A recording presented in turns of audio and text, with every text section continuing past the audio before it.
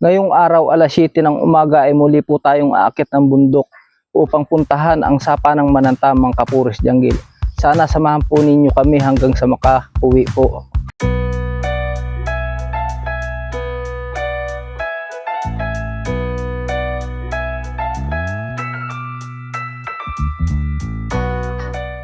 Pababa na nga po pala ako mga Kapures Janggil para sumakay po ng motor at puntahan po yung sapa ng Mananta mga Kapures Janggil. Mga Kapures, pasakay na nga po pala ako ng motor para puntahan po yung sapa ng Mananta na sinabi ko po sa inyo. Tara, let's go.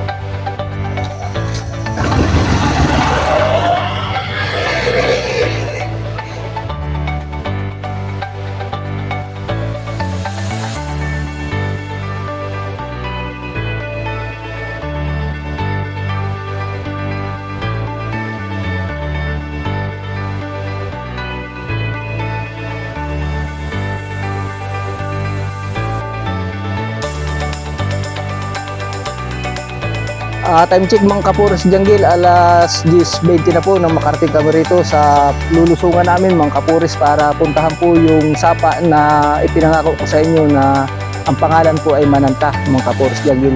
Sana samahan nyo kami hanggang sa uli. Tara, let's go.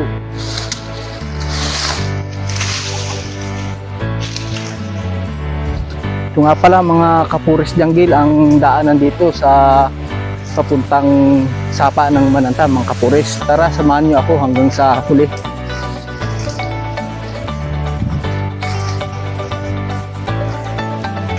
Ito puro buhuan po mga Kapures Janggil yung dinadaanan ko dito.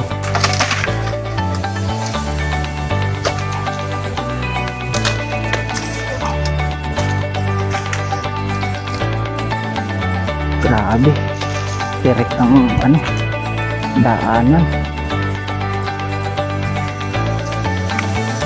Buhuan po ito mga Kapures Janggil.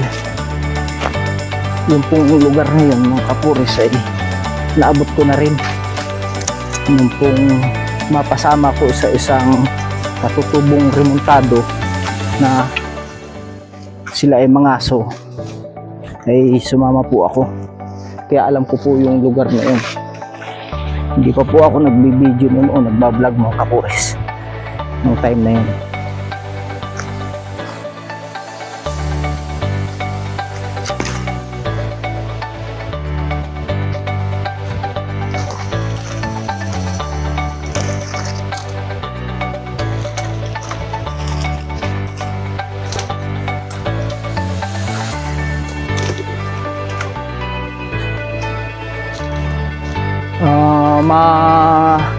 Linis nga po pala mga Kapures Janggil ang loob nitong buhuan na aking dinadaanan ngayon.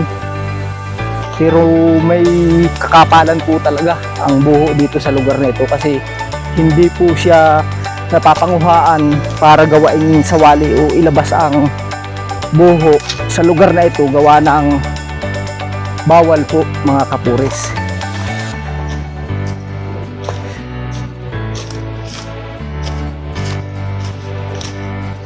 Palabas na nga po pala ako ng buhuan na pinasok ko mga Kapures Janggil.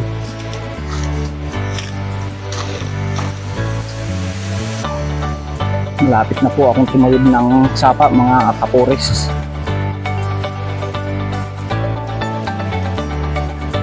Medyo may kunting sukal pa po itong aking dinadaanan na mga Kapures Janggil.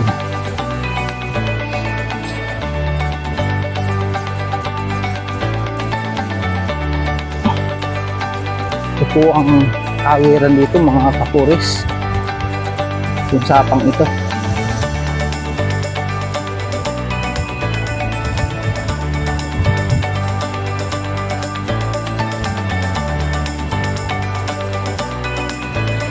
Patawid na po ako ng sapa na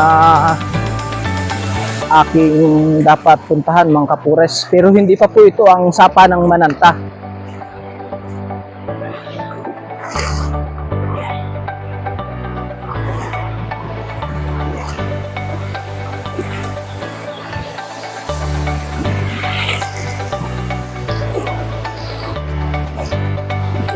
Mga kapores, ito po at makakatawid na po ako nitong malaking sapa po na ito.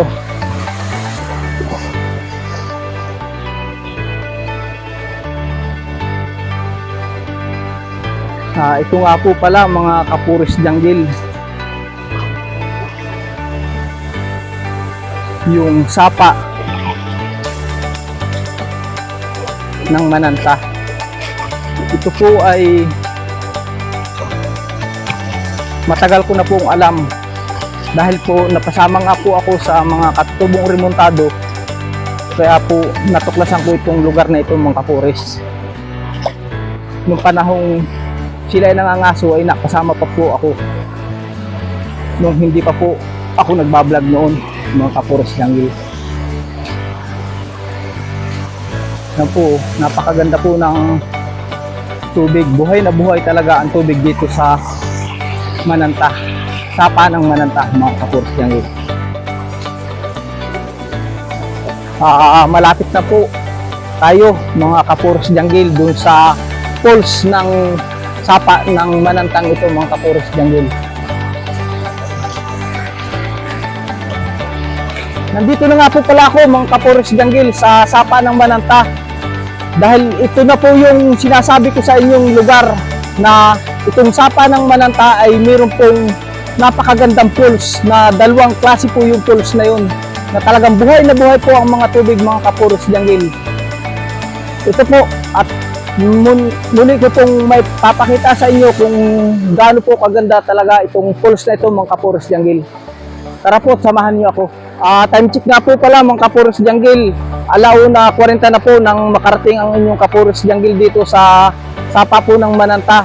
At narito na po at makikita po natin pare-parehas kung gaano po kaganda itong sapa na ito, dahil ito may dalawang falls po na sobra po ang taas, pero kaya pong akyatin itong una pa pong falls mga kapores jungle. Tara at samahan niyo ako hanggang sa huli. Mga kapores, ito na nga po pala yung falls nitong sapa ng Mananta mga kapores jungle. Kita nyo naman kung gaano kaganda at napakalalim po nitong parting ito. Halos nag-aasil-asil na po ang tubig rito. Siguro po ito mga isang hampos at kalahati sa pakiramdam ko po mga kapores jungle. Ito po at aakyat po ako nitong falls na ito kasi kaya pa pong akyatin itong falls na ito mga kapores jungle. Tara at samahan po ninyo ako mga kapores.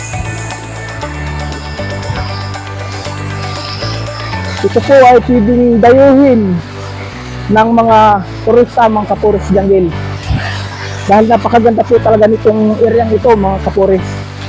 Kung mapapansin ninyo, buhay na buhay po ang tubig mga kapores jungle.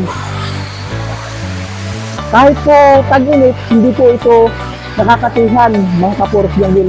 Kasi nung kami po ay mangaso at napadaan dito sa lugar na ito, ay buhay pa rin po ang tubig nung summer na yun mga kapores jungle.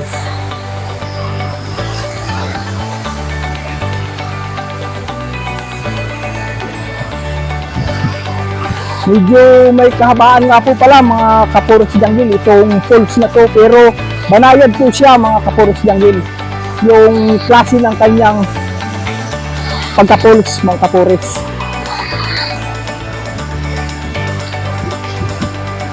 Napakahaba po mga kapores jungle dito.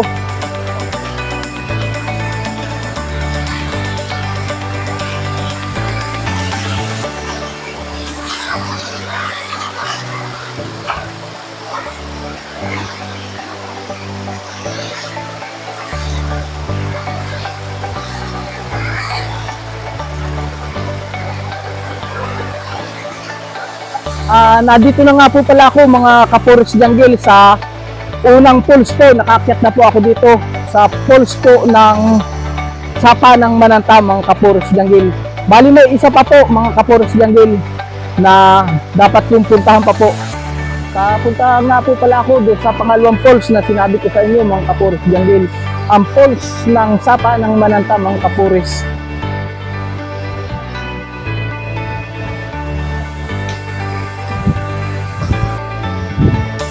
Malapit na nga po pala ako mga kapores jungle dun sa falls, pangalawang falls po ito ng sapa ng Mananta mga kapores jungle. Ito po yung falls na talagang Hindi po kayang akyatin ng tao ito dahil sobra pong taas nito mga kapuris.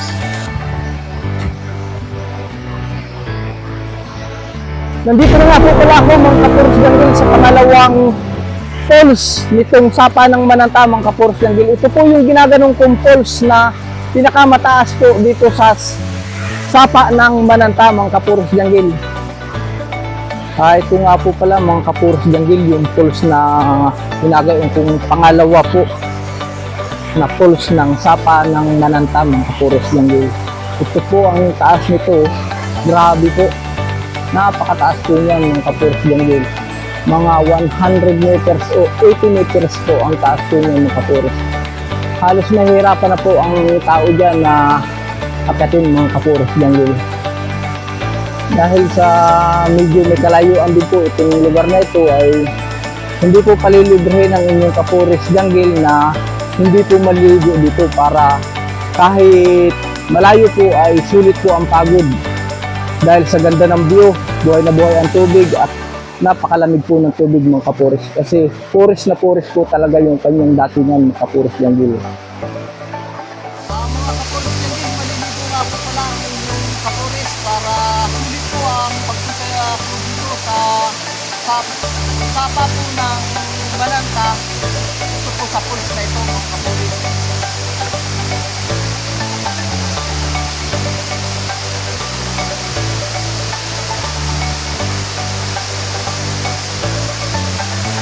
Ito nga po pala ang inyong kapuris.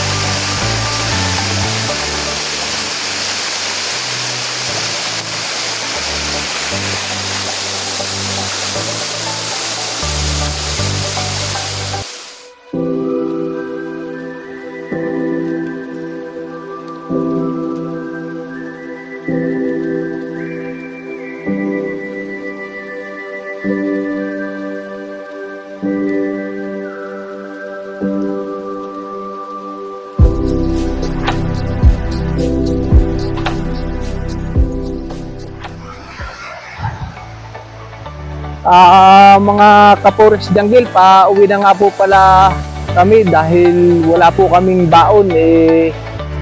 Anong oras na rin po mga kapuris Janggil? Alas 3:30 na po. Tara po, samahan niyo ako hanggang sa maka-uwi po na medyo malalim din sa nadaanan kong yun mga kapuris Janggil. Ito po at palusong na po ulit ako nitong unang falls po na nadaanan ko mga kapuris. Ito pong sapa na ito ay napakaganda po nito, panguhaan rin ng hipon mga kapuris Janggil. Dahil mahipon po itong sapa rin ng Mananta na ito mga kapuris.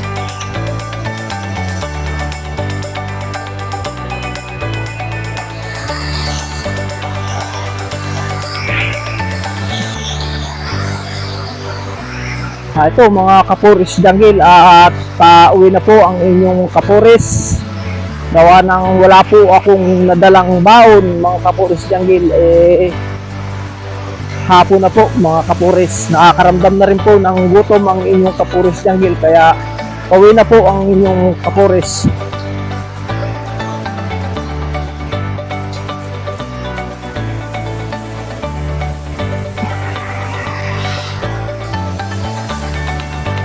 Ito pong nilalakaran kong ito mga kapuris Janggil ito po ay yung pong unang pulse po ito ng Sapa ng Mananta mga kapuris Janggil.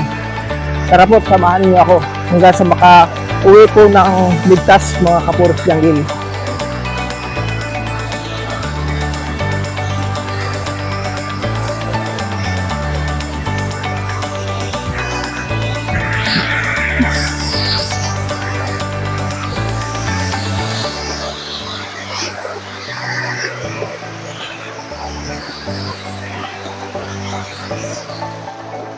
Ito po mga kapuris Janggil, yung unang pulse po na inahunan ko kanina mga kapuris Janggil. Napaka lalim rin po nitong parting ito mga kapuris Janggil. Maraming salamat po sa mga viewers ko dyan sa patuloy ninyong pagsubaybay o pagtangkilik sa aking bawat ini-upload na video mga kapuris Janggil. At sana po ay huwag kayong magsawang sumuporta sa bawat ini-upload ko pong video para mapanood po ninyo. Sa mga hindi pa po nakakapalo, para lagi po kayong updated sa bawat ini-upload ko pong video, ay pakipalo na lang po, like, subscribe, and share. Hanggang dito na lang po mga kapuris Janggil.